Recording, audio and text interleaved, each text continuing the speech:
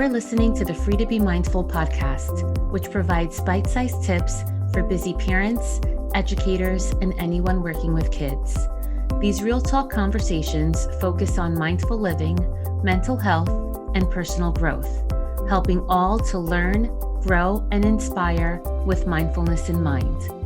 I'm your host, Vanessa de Jesus Guzman, educator, licensed professional counselor, entrepreneur, and mom. I'm passionate about helping folks live life with peace of mind and ease of heart while not losing their, well, you know, here we go.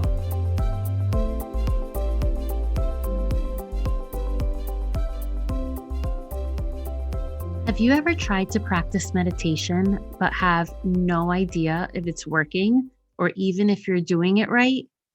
Wouldn't it be awesome if there was something to let you know when you're in the zone, to let you know to do more of that? Well, there is something that does exactly that. It's called MUSE. MUSE is a brain sensing headband that helps you find more calm, sharper focus, and better sleep. It does this by measuring your brain waves and lets you know exactly when you're in a meditative state. It's an awesome tool for kids and for adults alike. You can get 15% off any MUSE product by clicking the link in the show notes below. Check them out at choosemuse.com. And again, don't forget to use that link for 15% discount at checkout. Hi, and welcome back. I hope that you're feeling good, looking good, and doing better in this world than you were yesterday. I would like to take this moment to read a new review from Ray Kez 20. It states, I know Vanessa personally, and she has helped me immensely. Great professional, person, and podcast. Thank you. My friend, thank you so very much. I'm glad to be of service and of help to you, and I appreciate these little surprises so very much. Well, I ask all listeners to rate and review the podcast to help other listeners know to see if it's a good fit for them. I didn't ask this friend directly, so to see it just pop up on iTunes, it means a ton. Thank you. So on March 26th, a couple of days ago, in real time, it was International SEL Day. SEL stands for Social Emotional Learning. And with returning back to school during the pandemic this year, educators may be very well versed on what SEL is. However, I found that it's not as widely known as educators think it is. So I wanted to share a bit of background with you today. And not only on the what it is, because I'm sure that that's easily Googleable, but more so on how it shows up in our kids and in us. Sometimes we assume that things like this are just for children, but we all have these social emotional skills. Some just have some aspects of it more sharpened, so to speak, than others do. So, what is SEL? An amazing professional and psychology professor out of Rutgers University, right here in Jersey, by the name of Maurice Elias, describes SEL as a process through which we learn to recognize and manage emotions, to care about others, make good decisions, behave ethically and responsibly, develop positive relationships, and avoid negative behaviors.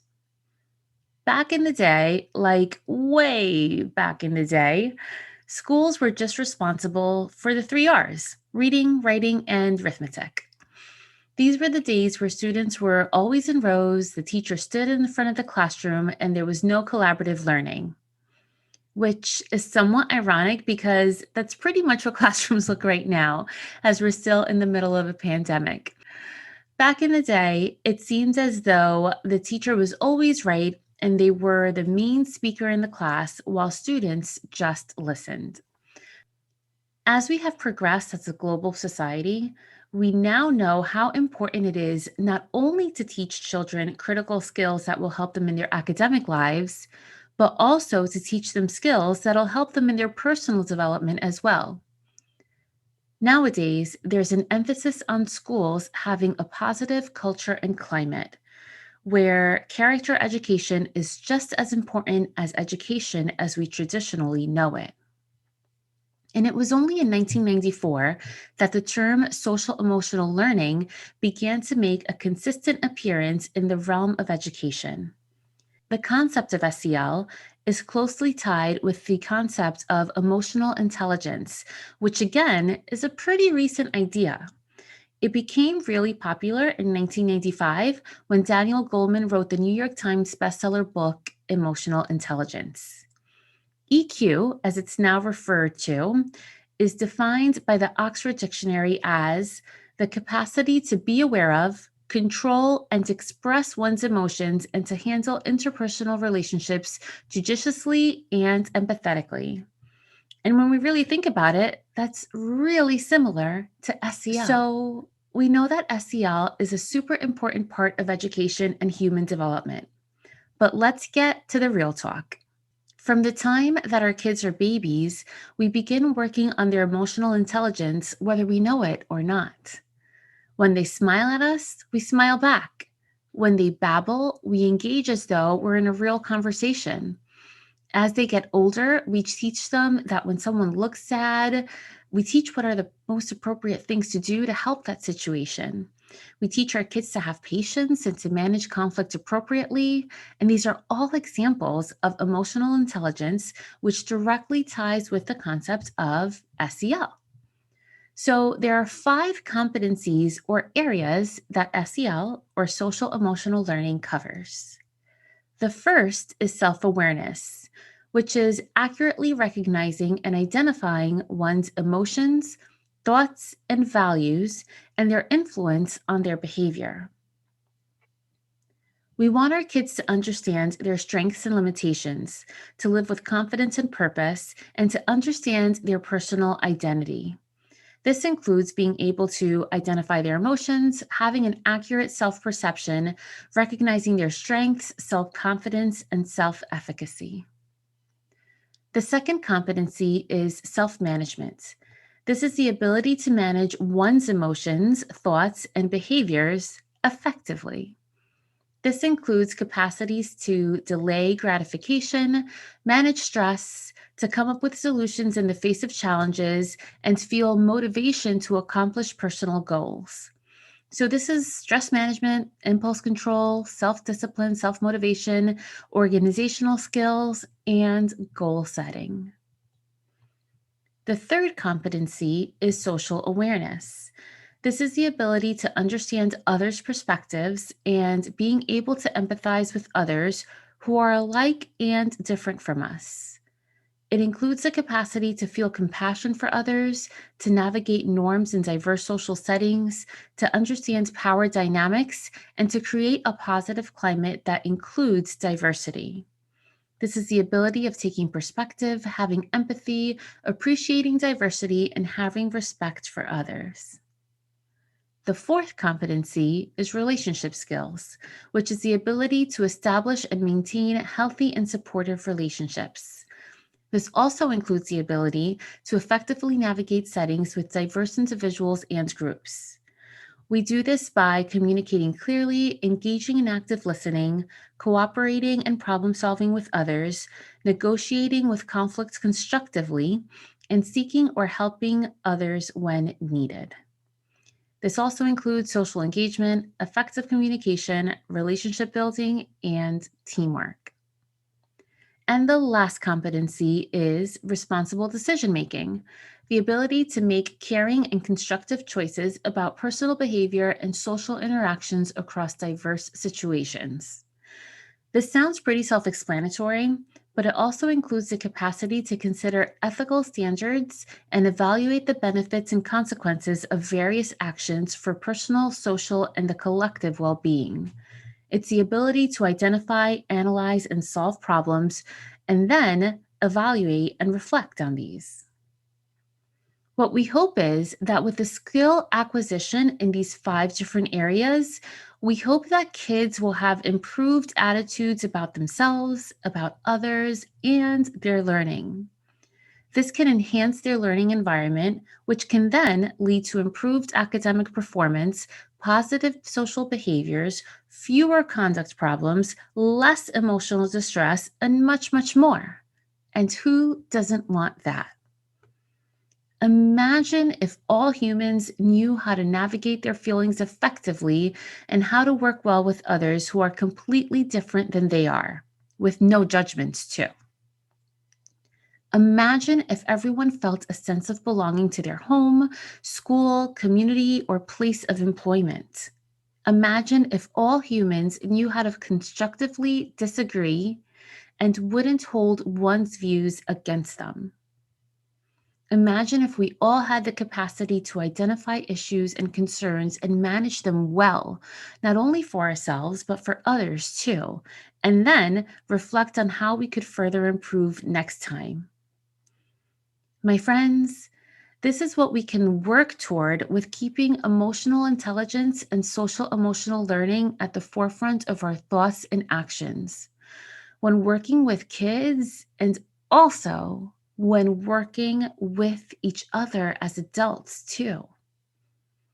May we be willing to explore and learn more of how we can improve as individuals and as a collective human race.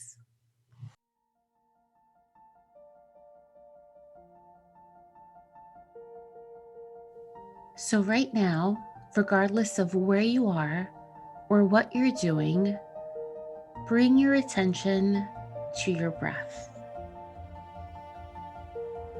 As you breathe in compassion. And as you breathe out, exhale peace. Continue breathing in this manner as you become aware of where your body is, on the surface which it's sitting, the things which you are touching, perhaps even the climate in the room, and your feelings in your heart. Continue to breathe in and be aware of how you're feeling in this very moment. And then take this opportunity to think of the positive personality traits and aspects that you own. Think about your talents, the areas in which you excel, and the areas where others ask you for help. Acknowledging our skills is not an aspect of vanity. Recognizing our talents and using these talents to help others is why we have them and why we should use them for good. Now, think of some aspects of yourself where you would like to improve. Try placing judgment aside and make a commitment to engage in an act this week where you can either seek help for this aspect or, and perhaps even, and how you will take steps to improve this trait. We want to be sure we can engage with our own emotional intelligence, that we become aware of all we have to offer, that we can manage the areas of where we would like to improve, and that we can use our talents to help the greater good. Have a great week.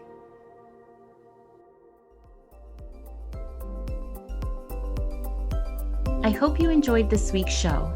It would mean a ton if you took this moment to review the Free to Be Mindful podcast on the platform you catch your favorite shows.